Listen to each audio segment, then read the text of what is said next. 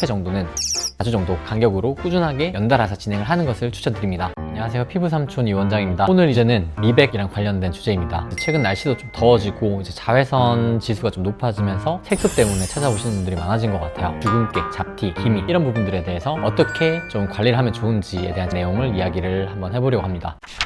미백은 두 가지예요. 크게 한 가지는 만들어지는 색소의 속도를 줄이는 거, 두 번째는 이미 만들어진 색소를 조금 더 빨리 부숴서 배출시키는 거. 그래서 이제 첫 번째로 할 수 있는 것들은 선크림을 잘 발라서 자외선 차단을 줄여주는 거, 그리고 두 번째는 트라넥삼산이라고 해서 우리가 먹거나 도포를 하는 그런 의약품이 있어요. 멜라닌 색소를 생성하는 과정 중에 어떤 과정을 차단을 해서 멜라닌 자극을 줄여주는 그런 약이거든요. 그래서 그것도 실제로 우리가 논문적으로 미백 아니면 기미 치료에서 굉장히 많이 언급되고 의약품으로서 어느 정도의 검증이 되어 있는, 복용하거나 도포하는 약이라고 생각하시면 될 것 같습니다.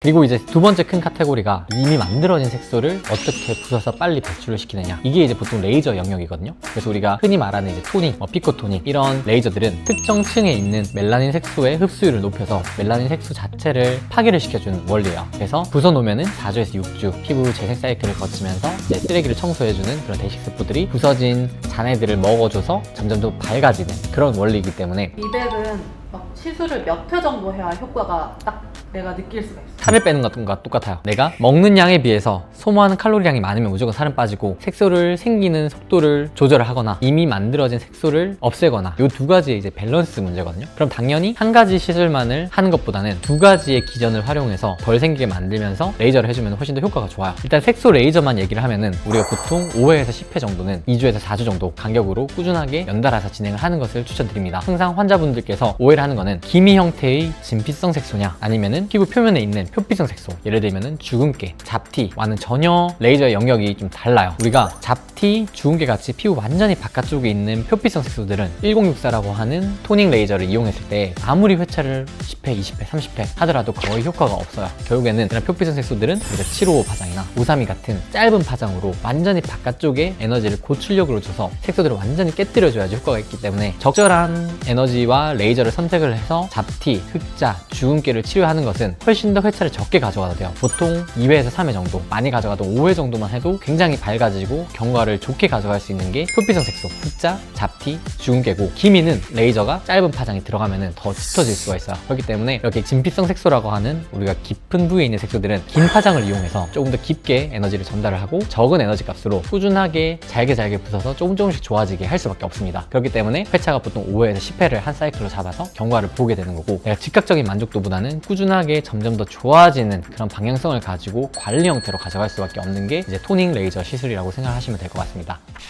그래서 여름엔 약간 잡티 시술하면 토진착도 심하게 된다 이런 게. 옛날엔 색소 레이저를 좀 피하라고 했던 거는 내가 야외 활동이 많거나 선크림이라는 거를 바르는 거에 대한 어쨌든 습관이 안 돼 있던 시기였기 때문에 관리가 되게 힘들었어요. 그러면은 똑같은 시술을 하고 관리가 잘 안 되면은 색소 침착이 생길 확률이 높아지기 때문에 여름철보다 겨울철에 조금 그런 색소 레이저들은 좀 하면 좋다라고 설명을 드렸지만, 최근에는 사실 여름철에 실내 에어컨도 없는 곳이 없고 실내 활동들로 활동을 할 수 있게 너무 잘 돼 있는 환경이 있기 때문에 오히려 야외 노출이 적고 내가 실내에서 생활이 많은 사람들은 여름철이 오히려 관리하기가 쉽다고 설명을 드려요.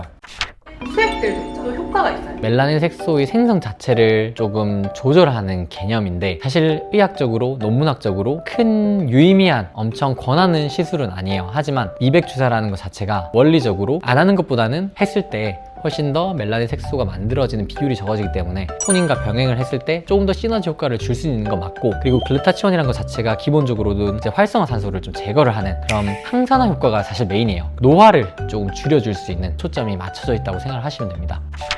결론은 간단해요. 내가 색소가 만들어지는 거를 억제하고 만들어진 색소를 빼낸다, 이 두 가지 원리인데, 가장 데일리하게 할 수 있는 거, 선크림 잘 발라줘서 자외선 차단을 해주는 거, 그게 가장 적은 비용으로 장기적인 만족도를 높일 수 있는 거고, 두 번째는 이미 생긴 색소들이 있고 기미가 잘 생기는 그런 피부 타입을 가졌다라고 한다면은 당연히 토닝을 어떤 주기에 맞춰서 일정하게 계속 만들어진 색소들을 배출하는 거는 관리적인 측면, 개선적인 측면 두 가지에서 굉장히 효과가 있을 거라고 생각합니다. 내용이 유익하셨으면은 좋아요, 구독 부탁드리고 또 다음에 좋은 내용으로 찾아뵙도록 하겠습니다.